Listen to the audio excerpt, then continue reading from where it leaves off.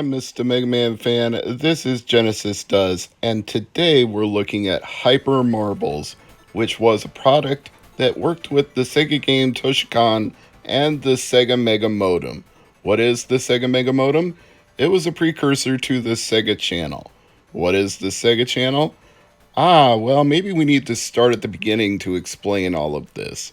See, the idea of downloading and playing games that you could acquire through an online service may seem like a relatively modern phenomenon. You may think that's entirely a 21st century invention specifically for next generation hardware, but actually, they were trying it as early as the 1980s because both the Atari VCS, aka the 2600, and Mattel's Intellivision had modems that you could connect up to the cartridge port and download games online.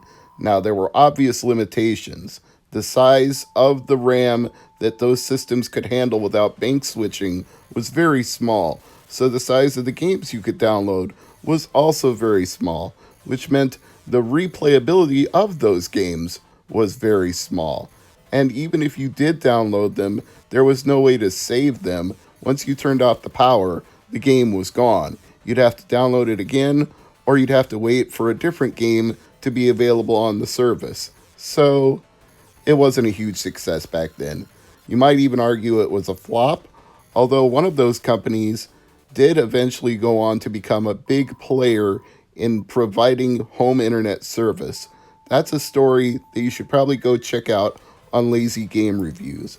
The point I'm making, though, is that this idea did grab hold in other places in other ways. One of those places was the Sega Mega Drive in Japan, which is what we called the Sega Genesis in the United States. They offered an add-on peripheral called the Sega Mega Modem, and it came with a cartridge called the Sega game Toshikan. You used the cartridge in combination with the modem to download and, from what I understand, actually store the games, which meant you could play them again even after you turned off the service, which unfortunately I don't believe the Sega Channel ever did, but the Sega Channel was also capable of pulling down much larger games because they were cable backed. They had cable, which is like broadband internet, so the size of the games you could get was significantly greater than you could over a modem. Even in Japan, dial-up speeds were not that great.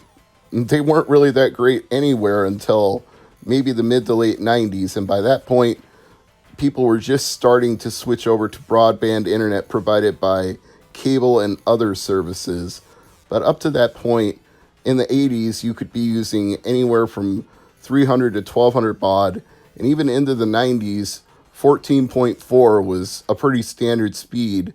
First modem I had was 33.6, and by the late 90s, I had a 56K modem. I'm getting off track here. What I'm saying is the games were much bigger than Atari or Intellivision games through their modem services, but the Sega Mega Modem games were still not huge compared to what would be available on the Sega Channel either. So what we have here is something that fits within the limitations of a dial-up connective modem that is still bigger than a typical 1980s modem service. Hyper Marbles is a very simplistic game. It's just, I would call it battle bots. The name Hyper Marbles was invented for the purpose of this game, but if you look at it as like a top-down BattleBots playing field, it's pretty easy to visualize in your mind that these are radio-controlled BattleBots that are slamming into each other, and they're trying to knock the other into a death zone, which is the electric fields that are strewn around the playfield and change location with each level that you progress through.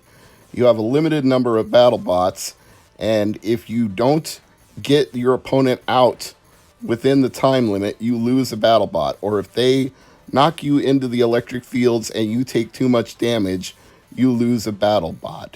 So it was a very innovative way to present a game like this. They, as far as I know, never tried this in North America.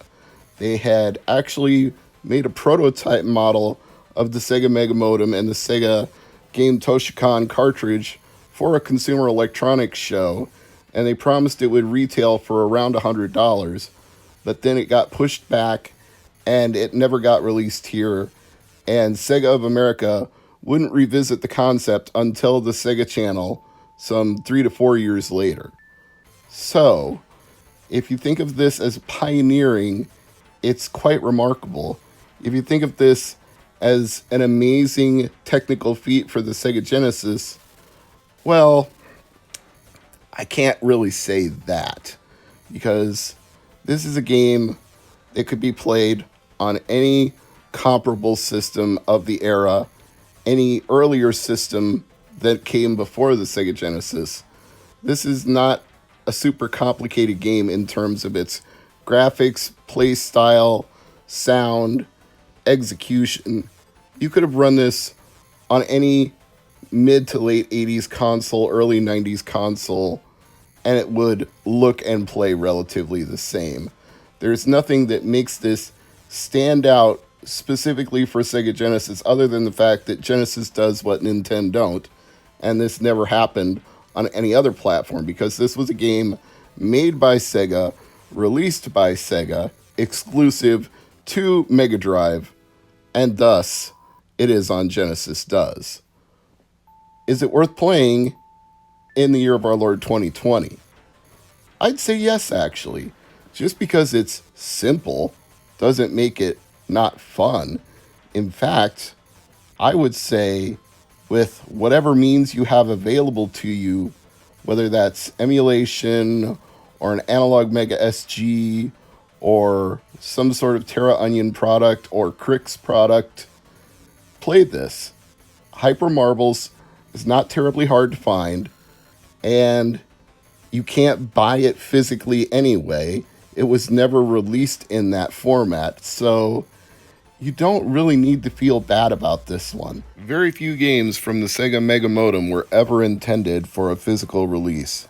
A couple of those, Flicky and Fatal Labyrinth, you already know, and Columns had already been released as a retail cartridge before it came to the Sega Mega Modem. Games like Hyper Marbles, however, were meant to be downloaded, played, and forgotten. They were meant to be quick, fun experiences, which is exactly what playing this game is once you get the opportunity to play it.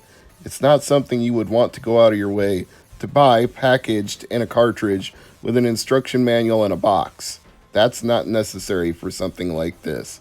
It's a quick bite, figuratively, literally, a quick bite, B-Y-T-E, that you just play for a bit, enjoy, and then you're done with it. Nothing wrong with that. Hop in your Hyper Marble BattleBot, give this one a spin, and let me know what you think. I'm Mr. MegaManFan, and as always, thank you for watching. I'll see you next time.